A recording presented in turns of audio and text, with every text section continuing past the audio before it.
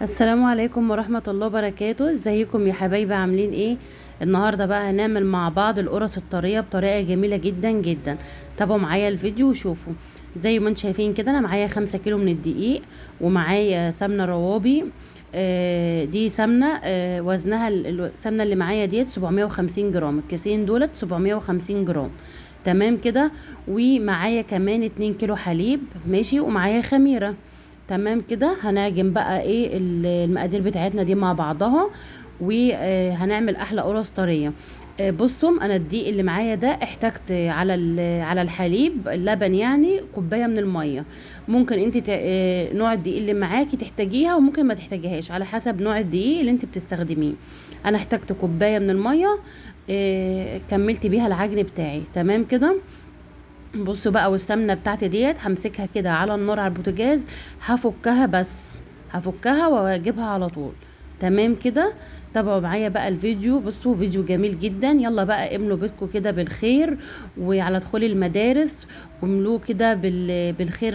ريحه بقى الخبيز ديت جميله جدا، بتخلي البيت كله خير. وطبعا القرص ديت مامتي حبيبتي هي اللي عاملاها. ربنا يخليها لنا يا رب، هي وبابا، ويبارك لنا في عمرهم و... ويخليهم لنا يا رب. وطبعا اخت حبيبتي كانت معايا طبعا بتساعدنا. ربنا يخليها لي يا رب، ويخلينا لبعض دايما يا رب، وما يفرقش ما بيننا ابدا ابدا، اللهم امين. ويخلي لكم يا رب كل حبايبكم. بصوا بقى، الدقيق اهوت حطيناه اهوت في البوله اللي معانا. ومعايا اهوت اللبن 2 كيلو من الحليب، وحطينا عليهم طبعا شويه من الملح، وحطينا عليهم الخميره وايه، وبنقلبهم كده. والسمنه فككناها اهوت على النار زي ما انتم شايفينها كده. هننزل بقى بالسمنه بتاعتنا ديت على الدقيق بتاعنا. بصوا يا جماعه، ال 750 جرام من السمنه دولت كويسين جدا جدا على مقدار ال5 كيلو من الدقيق. تمام كده.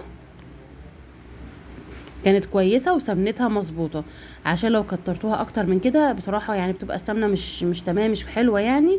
وكمان هتبقى تقيله. تمام كده.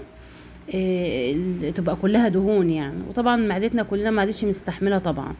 اهو زي ما انتم شايفين اهوت، دي ايد اختي، هي بتقلب كده الدقيق مع السمنه زي ما انتم شايفين كده.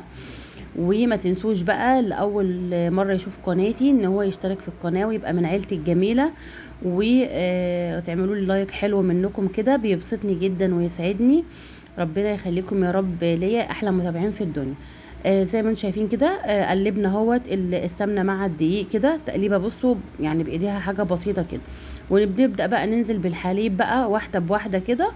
تمام. ونعجن بقى العجن بقى بتاعنا ده، ايه، حاجة سهلة بقى، كلنا شطار وبنعرف نعجن، وبنعرف نعمل احلى حاجات جميلة، وكلنا طبعا بنتعلم من بعض.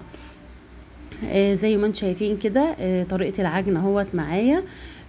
وزي ما قلت لكم احنا طبعا داخلين بقى على المدارس، وخلاص بقى فصل الصيف قرب يخلص او خلص تقريبا. احنا فيعني ايه بقى، نملى بيتنا بقى بالخير كده، ونعمل بقى مخبوزات لولادنا بقى كده، وايه، ونملى بيتنا بحاجات حلوه بقى، قرص بقى وايه و... وحاجات كتيره بقى، ونعمل لهم عيش فينو، كل بقى المخبوزات بقى، وفطير وحاجات من ديت. ما تنسوش بقى اللي ما اول مره يشوف قناتي ان هو يشترك في القناه ويبقى من عيلتي الجميله. طبعا اهوت احنا اهو شغالين في العجن اهوت زي ما انتم شايفين. طبعا بعد ما نعجن بقى العجينه بتاعتنا الجميله ديت، طبعا ايه، مشغلين المروحه. فاحنا لو سيبنا العجينه بتاعتنا دي كده عريانه في المروحه هتنشف مننا. فنجيب كيس حلو كده، وبعد ما نخلص العجين نحط العجين ده في كيس، ونقعد يا جماعه نشتغل على طول. نقطع بقى ونفرد على طول معانا. تمام كده. زي ما انتم شايفين اهو، حطيناها في كيس ونفرد على طول. حابين تسيبوها 15 دقايق ترتاح العجينه وتبداوا تفردهم براحتكم خالص. تمام. احنا اشتغلنا على طول، وزي ما انتم شايفين اهوت ست الكل بتقطع لنا، وانا واختي شغالين بنفرد ايه بالعصايه اللي معانا دي، اللي هي النشابه ديت، بنفرد بيها القرص بتاعتنا. واشتغلنا بقى كده وايه، وفردناها. وبصوا بجد والله كانت جميله جدا وكانت مظبوطه. وكانت الدهون اللي عليها السمنه اللي احنا حطيناها كانت مظبوطه قوي قوي قوي، وعجبتنا كلنا. وبصوا بقى، وطريه وجميله قوي قوي. طبعا بعد بقى ما نخلص بقى خبيز كده، نخبزها معانا كده. نبدأ بقى برضو على طول نخبزها في الفرن على طول، مش هنسيبها كتير لان الخميره بتاعتها كانت كويسه وكانت مظبوطه وخمرت معانا. ولما نيجي نبدا خبيز نبدا باول حاجه احنا فردناها يعني. تمام كده زي ما انتم شايفين اهم ال5 كيلو دقيق ما شاء الله عاملوا معايا كميه حلوه قوي قوي قوي. وزي ما انتم شايفين اهوت ومغطيينها، طبعا بيبقى عندكم غطا بقى في البيت مخصصينه للعجن وكده بتغطوا بيه بس كده. وتابعوا بقى وشوفوا معايا بقى واحنا بقى بنخبزها في الفرن. كانت بصوا جميله قوي، كانت ريحتها بصوا قلب الدنيا وحاجه تحفه تحفه تحفه زي ما انتم شايفين كده اهوت. القرص بتاعتنا شوفوا هي خمرت اصلا على ما كنا خلصناها فردناها يعني، كانت هي خمرت. اول حاجه خبزناها كانت بجد كانت خمرت معانا وخلصنا على طول خبزناها في الفرن على طول.